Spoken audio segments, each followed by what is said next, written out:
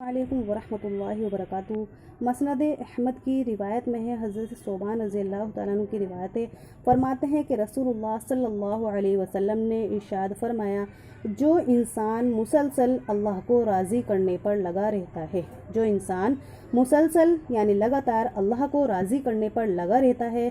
تو پھر ایک وقت آتا ہے کہ اللہ تبارک و تعالی جبرائیل علیہ السلام سے فرماتا ہے کہ میرا فلاں بندہ مجھے راضی کرنے کی کوششیں کر رہا ہے، یعنی میرا فلاں بندہ مسلسل مجھے راضی کرنے کی کوششیں کر رہا ہے اور اب اس پر میری رحمت ہو چکی ہے۔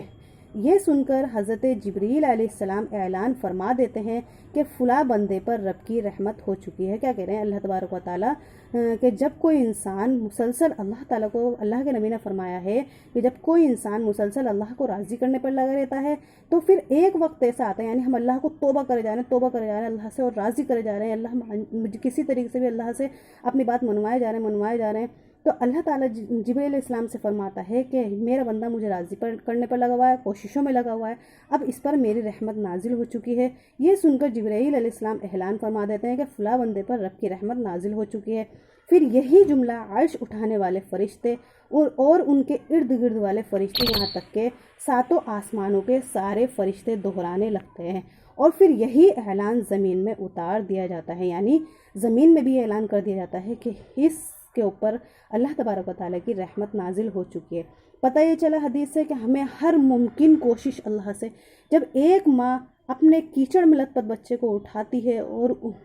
اس کی بڑی سے بڑی خطاؤں کو معاف فرما دیتی ہے اس کو، تو اللہ تبارک و تعالیٰ تو 70 ماؤں سے زیادہ چاہنے والا ہے۔ جب ایک ماں اپنے بچے کی ہر ضد کو، ہر ہٹ کو پوری کر دیتی ہے اور اس کی بات مان لیتی ہے، تو اللہ تبارک و تعالیٰ تو 70 ماؤں سے زیادہ چاہنے والا ہے۔ ہمیں کچھ بھی غلطی ہو، خطا ہو، یا اپنی کوئی بھی بات ہے منوانی ہے، ہمیں صرف اللہ کی طرف جانا ہے، اللہ سے اپنی ہر بات منوانی ہے، اللہ سے لو لگانی ہے، اللہ کو راضی کرنا ہے، اللہ کی خوشنودی تلاش کرنی ہے، ہر حال میں اللہ سے بات کرنی ہے۔ نماز جو ہے انسان کی اللہ تبارک و تعالیٰ سے ہم کلامی کا ذریعہ ہے۔ نماز میں اللہ تبارک و تعالیٰ سے دعا مانگنی ہے، اللہ سے اپنی بات منوانی ہے، اللہ سے گفتگو کرنی ہے۔ اللہ تعالیٰ ہماری نمازوں میں ایسی جان پیدا فرما دے کہ ہم اللہ کی طرف رجوع ہوں، اور